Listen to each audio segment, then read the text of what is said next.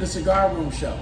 Today I have the honor and the privilege to sit with Al and Caitlin, the owners of Bold Cigar Lounge here in Grand Rapids, Michigan. I appreciate your time and your willingness to do this. Thank you so much. How's everything going currently with your beautiful cigar lounge here? Great. It's going great. We're doing good. We're growing every day. The clientele's getting bigger and bigger. It's a happy place for everyone, which is what we like to do. Yeah, it's going great. I can't say enough about it. We're blessed. We're very blessed. Absolutely. And everything's going really well, just across the board. Just a beautiful setup. This is an amazing cigar lounge. I've been to a lot of cigar lounges across the nation, and I just couldn't say enough about this one the first time I came. This was absolutely amazing setup. How did you create this? Like, I know you all both been to a lot of cigar lounges. To create this atmosphere, it's amazing. How did this come about? Well, you know, I owe all that to my wife. This is like, she's got that decorative skill that kind of matches who I am and what I like, and she did this for me as a gift. You know, I retired from my other business just before COVID hit, and she did this in 45 days for me. 42 days. Pardon me, 42 days. You know, she knew what my vision was, and then it became our vision, and then we kind of got together with some friends, and most of this has been done by friends. You know, the only thing I really hired out was the ERV unit, the exhaust, and the heating and cooling. Outside of that, me and some buddies and her made it happen. Yeah, check out the bio on the website. Definitely, I've seen 42 days all came together. And if you come here, you'll be able to see it and know exactly what I'm talking about there. But this is to get done in 42 days. That's amazing. So you're starting this business, but before starting this business, you're both together and you're creating a vision for yourselves long term. What were some of those initial visions that you were creating for yourselves? I mean, was this the overall one of the big ones, or was this like one of many, if you will? This was the end vision. Okay. Al always wanted a bar. Okay. And so we always knew that his last hurrah would be a bar once he's retired, just something to do for fun. When this space became available, I said, well, why not a cigar bar? Seeing there's a bar on every corner in every city. So you have to have something unique, something different to draw people in. And since Michigan wants to squash indoor smoking and smoking in general, it's harder and harder to find a place indoor to smoke. And to be able to do it with cocktails and music and friends and family, unless you're at somebody's house. And it's just nice to go out, right? And secondly, we wanted it to be more upscale and bring that whole vibe back. I think Grand Rapids really benefits from that. We have a lot of businessmen and women traveling here for whatever it is, every walk of life. And we weren't supposed to experience this through a pandemic and have all the challenges. Yeah. So we work it a lot, and we have great staff, and it's the backbone for our business. And yeah, so this was supposed to be like the last thing we did, and now it's become like quite the project. So. Oh yeah, this has been this was, and I love having those freedoms. What you just said, you spoke to getting rid of indoor smoking and being able to have a drink and enjoy drinks responsibly while in the environment and enjoying some music. Like, I love having those freedoms, and by all means, we don't ever want to get rid of those kind of freedoms. We love having them. I want to continue to have those, but to have not just a bar, have the cigar element to it, and great humidor, awesome selection, and you added that to it, and that part to get both of those, especially with having an appreciation for cigars. What made you want to add that instead of just a bar at the end of the day? Well, honestly, I didn't want to.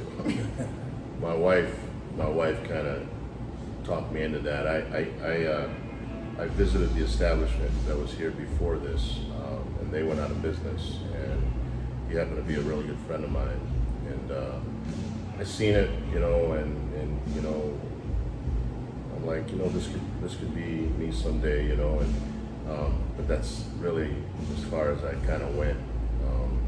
And then my time with my other business was coming to an end, and you know, I told my wife, you know, I'm like, you know, I'll be ready for that next step, you know, and then she talked about it like that. It just won't work, you know, because I seen a different environment then that I see now, and my thing was, I wanted this place to be someplace that I would take her, you know, and you know, we never visited establishments that really wasn't kind of like, how can I say, on the classier side, you know. Yeah. I love dressing up. She loves dressing up, and I said if we did this, it would have to be this, this, and this, you know. And she agreed. And a lot of people said it wouldn't work here in Grand Rapids, but it has, you know. And although retired, I mean, you know, I didn't want it to be a place where we had to work really hard for our money. You know, I've always kind of catered to that person that thought like me, that wanted to dress up, bring their baby out to a nice place, have a good cigar, full service, you know. That wanted to be waited on by classy staff that cared about what they were doing. Respectful environment. Right. I mean, all that stuff was something I wanted, and she wanted too, and we did it. You know, we did it, and it's been successful. Even through COVID, we made it. You know, and praise God. You know, I mean that. You know, we did this on our own. You know what I mean? We didn't have to involve banks or nothing like that. You know, we were established enough to be able to do that, and because I'd probably be in trouble otherwise. But you know, God took care of us. You know. That's amazing, man. You know, some of the things, or speaking of one of the points you just said, dressing and looking nice going to an establishment like this, I have an appreciation for that as well. I have an appreciation for putting on something nice, going to my local cigar lounge and kicking back and enjoying the environment. I look at something and I'm like, hey, you know, we could, you know, dress up a little bit. You know, look good. I like that it's firm here. Yeah. Listen, Yeah. you know, it's understood. You know, what's understood doesn't need to be discussed. As soon as you walk in, you see how everybody else is looking. You automatically fill out a place, but also it's an established respect. You never get a second chance at a first impression. And when people's first impression coming in here, you come in here, it's a red carpet in here. Everyone, it's velvet ropes in here. Like, it's always understood. As soon as I walk in, I'm like, wow. I'm like, and then your staff is amazing. Oh, thank you. Amazing staff. They are. And you, everyone out there who watch this, you will have the privilege of getting to know the staff as well as the great owners. You come to before starting this journey. Tell me about your appreciation for cigars. How did it start? How did it start? Well, that's a very long time ago. I'm 51 years old. I've been smoking cigars since I was a youngster. Started when I was probably 8, hiding from my parents. One day I got caught, got disciplined for it, and the fact that I was able to, smoke my cigar in the time frame I was told to by my pop, it's like, smoke with me any day. I've been smoking for a long time, and I've been smoking. It's crazy. Most people start out with like a sweeter cigar or a lighter cigar, but I've been smoking Bolds since day one. You know, so if I smoke a light cigar, that I sell to most people that come in and they start, I don't know how I did it back then because I won't taste it. You know, so for me, in order to be able to enjoy the nice flavor of the cigar, it's got to be a full body, very dark, sometimes very oily cigar, and I enjoy that. But I've been smoking for a long time. I've always enjoyed it. Well, your father was incredibly influential to you, Right. so anything he did, right, Al had to do too. Right. So, Pop smokes, I'm gonna smoke, and here we are. So. Yeah. You know, it's just one of those things. You know, it's something I really enjoy doing, and I feel blessed that I've been able to do it so long. I think I'm gonna be able to do it well into my 80s. You know, it's just something I really enjoy. Yeah. You know, I actually first had a cigar in Houston, Texas, and it was, I can't remember which one it was. It was about as full as you could be, and I almost killed myself the first time, 'cause I didn't know. I was in the courtyard, a friend of mine gave me one, and I was acting like I knew what I was doing. We get that a lot I wanted sometimes. to play it off cool. Yeah. But you know, I grew up and I seen my grandfather actually. He had smoked cigars. He wasn't frequent with smoking cigars, but I seen it, and then I seen it in different movies. One of my favorite shows, you know, Sopranos. Like Tony Soprano, always smoking a cigar. And I had an appreciation, you know, seeing it. I was looking at Tony Montana in the tub. It's me, that's who. Right. You know? And I'm like, man, look at him. Like, I wanted to know what that was like. It just looked like a boss thing, but then I grew an appreciation for it. Did you as well grow an appreciation for it early on, or was it kind of got to growing? I am actually a non-smoker. Okay. I grew up with parents who smoked cigarettes. I got used to the scent, but it was never something I liked, I enjoyed. Then they stopped smoking and I wasn't around it so much. And when I met my husband and he smoked cigars, that was the first time for me when I was very young to experience cigar smoke and aroma. Very different from a cigarette or like a Black and Mild, right? They call those cigars. I beg to differ a little bit. And the aroma is just, it's softer. It's pleasant. It's not that odor that you try to get out of, you know, your house or anything like that. And I think it dissipates quicker too than a cigarette. I have tried to smoke a cigar 2 occasions. Neither of one went very well. First time I inhaled and makeup was running down my face, choking my lungs out. And the second time was actually just recently. We had a little getaway to Traverse City. And for some reason, I thought, well, I'm going to be bold, right? I'm going to smoke me a cigar. That ended very quickly. Started choking on that too, and I said, you know, it's just not for me, but I appreciate it. I like everything involved with a cigar because it really does bring people together, almost like food, right? The culture of that brings people together with the food. Everybody gathers where? In the kitchen, right? And so it's kind of the same like when you're here. It's just a gathering. It brings people together, the relationships we have developed, whether it be personal, family for some people in business. It's been an incredible opportunity to meet amazing people and hear their stories. There is just something about a cigar that brings people together. Absolutely. And I feel like you can talk in most lounges about anything. And everybody's respectful. I love what it brings to the table, so I don't even have to smoke to enjoy it. I know about cigars, I know how the tobacco is grown and harvested and where it comes from and the tasting notes, and I don't even smoke, but I appreciate it that much. That's amazing. I'm glad you said that, because a lot of people automatically think that when you go to Cigar Lounge, it's then the cigar culture itself. It's a great culture. It is. It's a great culture to be a part of. I'm glad you explained that so eloquently. I had to make sure that people understood that as I talked to them about it, because everybody doesn't smoke cigars, and people are intimidated. A lot of people are intimidated by cigars. And the cigar smoke, and to be honest, a lot of cheaper cigars that people, you know, but the thing is that's exactly what it is, and you said a great environment. And appreciating the cigar culture. And to that point about being able to talk about a variety of different things within the lounge setting, the hearth, and this is the reason why I created the concept for this show. I wanted to bring people into the cigar culture. You know, not just, hey, you need to smoke a cigar, but the cigar culture itself.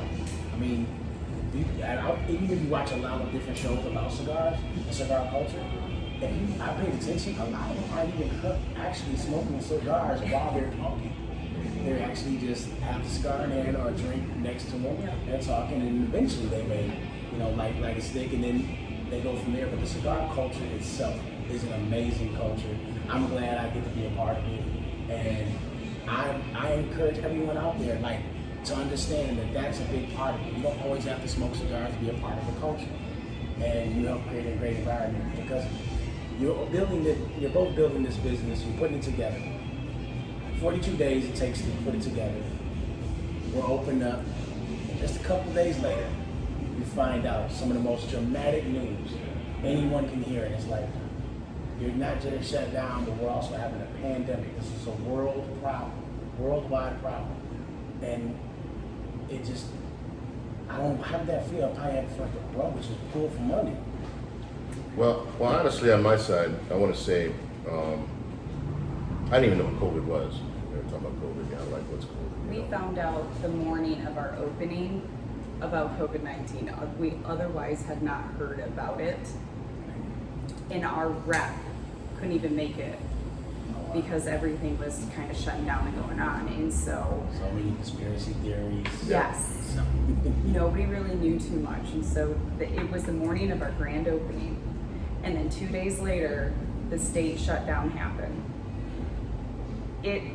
It was, I would say, a mix of emotions. Like, on one hand, it was like, yes, we made it, we finally opened. Because remember, they said only 2 weeks. This will be done in 2 weeks. We're just going to shut down for 2. And it wasn't 2 weeks, right? So it was just a growing thing. And we looked at each other and were like, well, we chose a really fine time to open up a new business. And so we are the people that look at the glass as half full, right? So instead of being depressed and upset all the time, we just had a laugh about it. So we did Zoom. We did Zoom with, it was a virtual cigar bar and lounge that our dear friend, who's a brother to us, set up. We met wonderful people from all over the United States. And every single night, we'd get on Zoom and we'd all chit chat with each other. And those people smoking cigars, drinking, all over the United States. Virtual her. And virtual her. It was. And it kept us going. It was inspirational. Some people were young, some were retired, some were military, some were businessmen, all over. There was women. And every night we jump on Zoom, and that's what kept us going. And it's like, we looked at the glass as half full. One day we'll be back.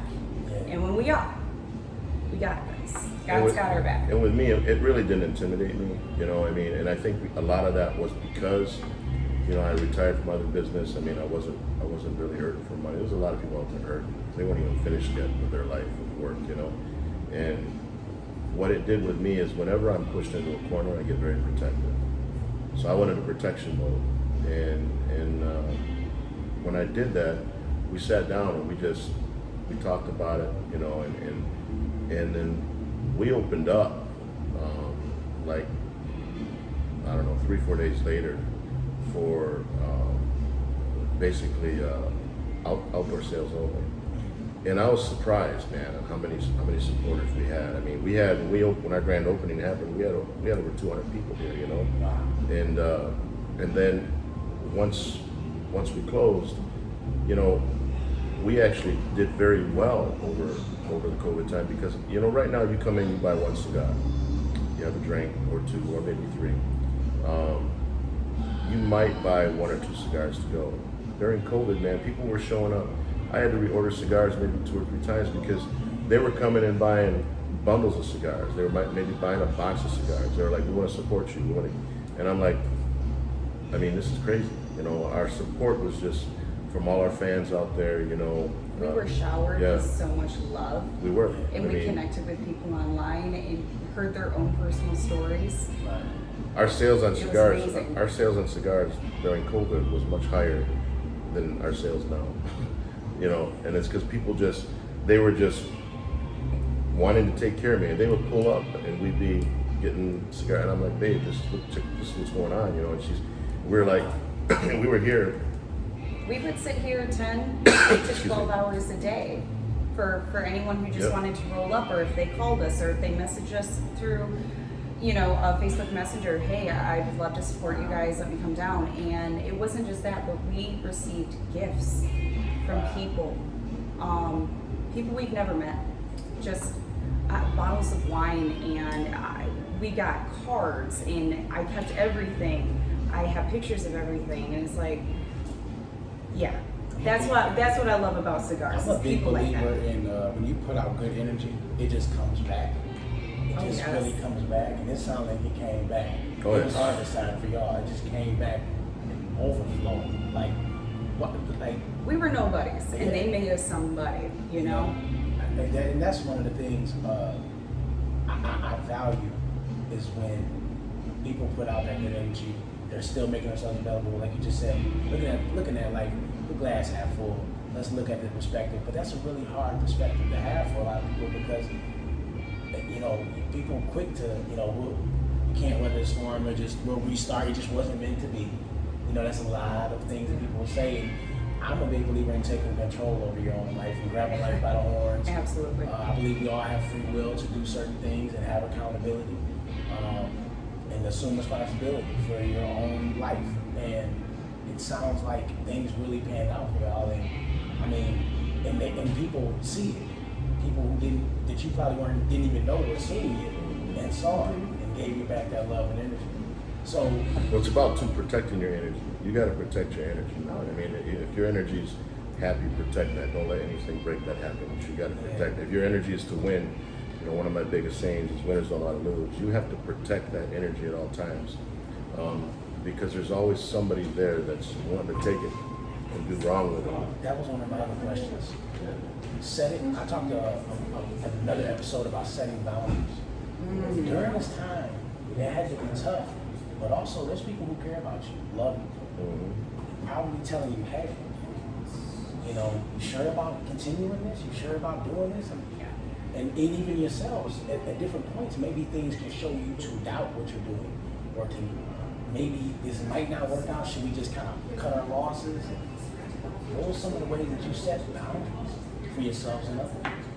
I'm one of those people that I'm very protective again of my energy. My energy is protected in such a way that I can't wait to wake up in the morning. I'm a happy wake up guy, And I don't let anybody, of course you got those friends that are saying, you sure this guy? I said, a lot of them I didn't share my personal information with, but as we got along there, I was okay with saying, I'm okay. What we need to worry about is our neighbors because, like I said, they're still working. They're not retired. So a lot of people have debt.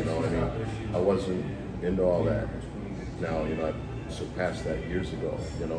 And I was in a blessed position to be in to say, you know what, we're not going to let what we're hearing in this world affect our business, and so was she. I have a wonderful wife. We stuck together on that, and together as a team, we just pulled together, and we're like, this is all a lie. We always said this too shall pass, and it has. It really has, and we just blocked the negativity. To be completely honest, of course we had our down moments where we looked at each other and said, what are we doing? Is this gonna work? And one of us, whoever was doubting in that moment, the other person would fill that glass half up, at least. And we get back to giggling and saying, you know what? It is what it is. We're gonna work hard because you can't play hard unless you work hard. And we're not those people to just lay down and accept what I think the majority of people sometimes do, and that is, okay, it got hard, it got rough, so I think we just need to cut our losses here and move on. For Al and I, we don't have children. We have dogs, so those are our kids. But for us, this is a part of our home. This is a huge part of our life. It's a part of our love. It's a part of our family. And so it wasn't that easy just to say, let's cut our losses, because this is it's kind of our second home. And all the relationships we built, and we didn't want to let each other down, and we didn't want to let other people down. And you gotta stick it up. Times are tough sometimes. You'll get through it. It's a lot of people who have different businesses and different professional settings they're part of outside of their regular life. And I was going to talk more about this to people, having a professional identity and having your professional reputation. What does it mean to you? How valuable it is to you? A lot of people, they try to translate their regular life. Listen, you have to build up to this. Yes. If you had a bad attitude in your personal life, your professional, if you think that you're going to just flip a switch in your professional, Right. don't worry, you'll ruin your professional reputation too, because it's going to keep going. You have to build yourself up. You have to develop yourself because your personal reputation is not going to be much different from the professional one. One will leak over. Right. How do you stay focused and keep a great professional reputation as well as personal one? Here's the thing with that. My business counsel days, I've always told people, you're only going to be successful for who you are. I've always been one, even with my other business, I'm a canine specialist. I've been a canine specialist for almost 30 years. I love dogs. I got into competition sport with dogs. Dogs was my world, and I said to myself one day, I'm going to take what I love doing at home and make a business out of it. So I loved what I did at home, and I put it into a business, and I was very successful at that. I mean, I'm one of the top big 3 guys in the U.S., and I did it, and it was always successful. It's made me a lot of money, and I had a lot of people there to support me, and it's the same thing with this, I love smoking cigars. I love drinking great bourbon and some scotches. I love talking to people. I love helping people, whether with my words or physically, whenever I can. So why not open a business that you can do that with? Comes naturally to you. And if it comes if it comes naturally to you, and that's who rest you are at home, Yeah. you're going to be successful at work. Absolutely. So I take who I am at home. There's no change. Al doesn't get up in the morning, come in here, and it's a different Al. It's the same Al that's at home. Yes. I walk right into here, being who I am, and that's what makes it work. It's those people that get up in the morning sometimes, and they start the business that I see fail a lot is it's not really who they are. They're just going to try it, just like people that that like to work on cars. They'll go work for somebody, they'll be successful. Or if they really think about it, they probably could open their own business and still be successful because they love it so much. Because they're doing it at home all the time. Those guys that are wrenching on cars at home all the time are like, what you do for a living? I work on cars. You love it, don't you? I love it. That's what I love to do. I'm doing it here at home, I do it at work. And then you see somebody at home working on cars all the time, doing what they're doing, and then they're working at some factory doing plastic injection or something, and I can hate my job. Yeah. Absolutely. Yeah, the attitudes. Yeah. I constantly see it. Yeah. I constantly see the attitude. I'm like, I'm a morning person as well. I'm up 4 or 5 o'clock in the morning. Ooh. I'm ready to go. We're going to bed at 4 or 5. Yeah, the middle of the day. I'm like the middle of the day at 4 or 5 o'clock in the morning. I get up, I might work out a little bit. I listen to, then on my way to work, I'll start my audio book and listen to something. I try to make sure the first thing is it's kind of my routine for years. Water temperature water. I mean, a warm room temperature water. A little quick little workout with the blood flow, and digest something in my mind that's positive to kick off the day. Mm-hmm. Everything else, you shoot at me all you want to. I'll be all right. I'm bulletproof of all the shots today going in. Now, is there things that make me upset? Sure. But there's things that I actually don't fall completely. I just bend, I don't break. Mm-hmm. And I had to do that. I had to commit to doing that. And I seen years ago when I did the different days when I didn't do that and how it affected me. And I didn't want to carry an attitude, whatever I did, I wanted to carry a good attitude. And to your point, like you said, getting up in the morning, I'm the same now. In the morning, going forward. Yep. Do you have different moments? Sure. Mm-hmm. But do you have to be consistent with who you are? Absolutely. And that professional reputation is created, and people cannot get away from that. I think a lot of people think it's a switch. I'm like, listen, if you don't like people, why are you getting into a business servicing people? I'm like, are you serious? There's people who don't like people who are millionaires. Sure, name them. Right. I just don't understand it, and a lot of people do that. And I'm so glad that great owners like yourselves spoke on that, because that's very valuable. And a lot of people I've spoken to think otherwise. You heard it here first. It's one of those things I see. I went through that stuff in my younger years, like you're saying. Where I didn't exercise that. I'm going to say exercise because you've got to exercise life. If you exercise life, just like if you're exercising or working out at the gym, you work yourself up to a nice bench press, 405, 515, 675, whatever it is. You can't go there and just do that. You have to work yourself into it. So it's the same with it's the same with life. You know, you have to set your goals. You know, dreams are dreams, but goals with dreams become reality. Absolutely. You know what I'm saying? You can dream all you want, but I've exercised in life a long time ago. If I want to do something, then I got to set goals to do it. That's not always going to come true. But my feelings about life at home, I always felt that whatever I already knew myself a long time ago. I'm never going to do something outside of my life for a business. I want to do something that is going to stay in my life and that I'm going to enjoy. It's going to asset your life. You know what I'm saying? You're never going to have a wife before you have a girlfriend. You're going to exercise having that girlfriend before she becomes your wife. And then as you move on, all of a sudden she's your wife. Well, how'd that happen? Well, she was my girlfriend. You know what I'm saying? And you exercise that relationship into a wife. You exercise your business from your life. You know? It's a complete building process. A lot of people like to skip steps and they fall on their face because some people see it and they think, because social media has created a facade for a lot of people to believe something else.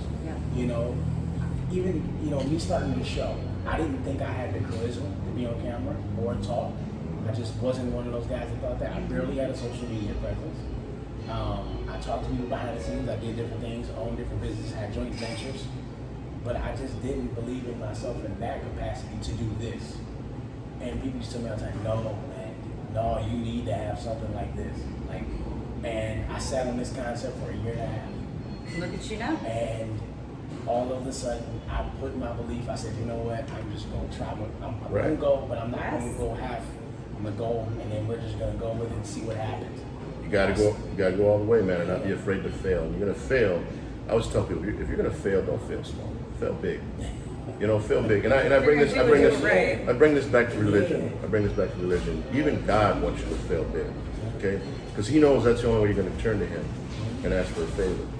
You know, I want to just kind of say this. You know, when I'm talking about business, if you're gonna go all out and be willing to understand you're going to fail, but want to fail big when you do, because just like God, you know, I guarantee you, somebody walks and they trip on that sign and they scuff their knee up, they get all bloodied up, they're just going to wipe it off, get up, and keep walking. But if they go out and get hit by a bus and they're laying there in the street, they're going to say, oh God, help me. You know what I'm saying? And God likes that. You just failed big. You just ran out in front of the street bus and got hit. Now you're calling on me for help. Okay? It's the same way with business, man. I mean, you know, we pray every day together. That's one of the things I want to say. I'm built on that you know, I put God first. You know, and we pray whether we're having a good time or a bad time, and we exercise that characteristic we have, so that when the bad times come, we already know how to go to Him, because we're already been challenged enough, even with the small stuff, to continue to go to Him. You know. We know there's no reward without risk. There's risk in everything you do every single day. It doesn't even have to be business. So when He says He's the same person every day, He wakes up as the same person walking into His business, that's exactly it. We are the same. We might go into business mode as in, what do we do today to be productive? What do we do with our staff? You know, what changes can we make? But the bottom line is consistency and knowing we're going to have to take risks, if not daily, weekly, monthly, yearly, for that reward. And you're going to win some, and you're going to lose some, and you have to take the loss with your wins, because nobody does it 100% perfect. What is perfect? Show me that. I'd like to know. I'm big on progressive. I don't want to have to be perfect. I definitely want to be progressive. And man, I'm so thankful. I thank God that y'all created this. I'm thankful that y'all have the integrity and the consistency to still be the owners you are today. That's a blessing. It really is. Another thing that I want to say that makes you successful in business is knowing where it's coming from. You know, it comes from our supporters out there, but we couldn't do this without our staff. You know, I'm one of those people. I tell Hannah, Hannah, I love you. At the end of the night, I love you back. I tell Jesse, I love you, Jesse. Have a safe trip home. I love you back. You know, and my employees, anybody ever asks my employees about us, I'm very important person in my life told me a long time ago, if you're too small for the big jobs, then you're too big for, if you're too big for the small jobs, then you're too small for the big jobs. Say that one more time. If you're too small, If or you're no, if you're too big for the big. small jobs, then you're too small for the big jobs. Okay. So, and one of those things is, you know, like I'm one of those people that want respect. I don't need it. When you need something, you tend to either take it or demand it. I want respect. So with like my staff, you know, I want respect. So what do you do when you want something? You work for it. So if Hannah's backed up, I go back there and I do them damn dishes with her. You know what I mean? If the bathroom needs to be clean, I'm gonna clean the bathroom. You know, if I need to be in the humidor helping somebody out, I'm gonna do it. I'm not gonna sit on my butt here and watch my staff work. You know. We're They- not too big for those right. small jobs yet. Right. They're done that. Right, you know, Love every second. and they respect me because of that. And you need to have a staff that respects you because it's not going to go anywhere. You know, you need to have, in my opinion, you need to have a staff that loves you, and I have that in my staff. You know, they're a great staff. You know, and they care about my people the way I care about my people when I'm not around. That's what makes that. That's what makes that success to continually grow. You know, if I walk out of here and Hannah's going to do something or Jesse's going to do something that we normally wouldn't do, then it's not going to be done the way we want it. But if they see where I always tell them, if you fall, I fall. It's about consistency. Yeah, I say, if you fall, I fall. You know, we're going to fall together. You know, and that's the thing. You know, never feel as a business owner that you're too big for the small jobs, because definitely your staff will never get you as you're too small for the big job. They ain't going to trust you. Yeah. You know, I'm glad you said that. On the way up here, I listened to an audiobook by John Maxwell about leadership. And I'm telling you, a lot of the points that you're talking about right now were in the first half of that book.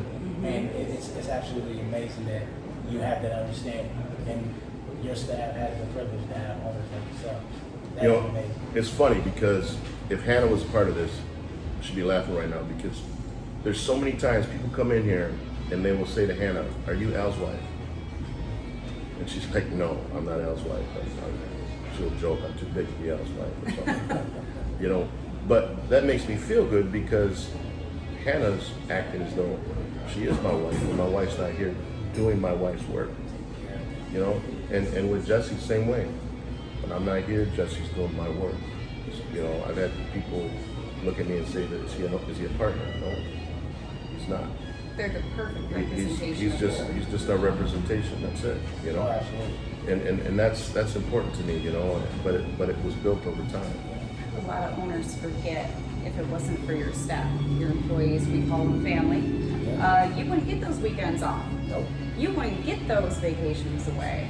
And they're a blessing. Without them, we'd be worked to the bone every single day, you know? And so anytime they come up and they say, "Hey, Kate or Elle, may I have this time off?" Without a doubt, without a question, of course, because we're gonna make that work.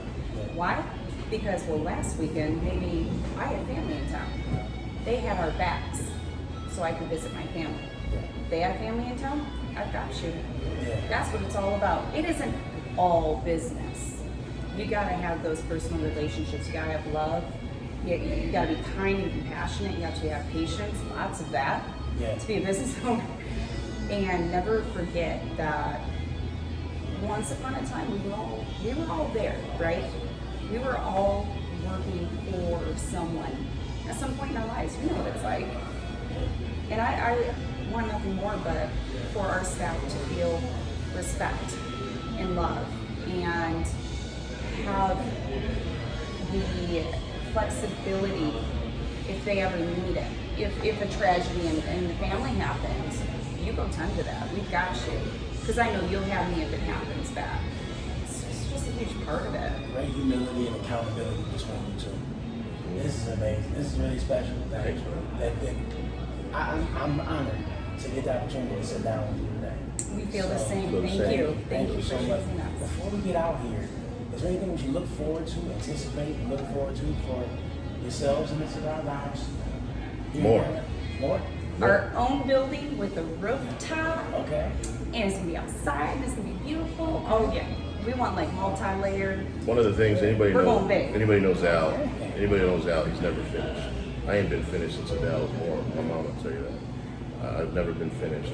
I've always been a work in progress, and I believe in success.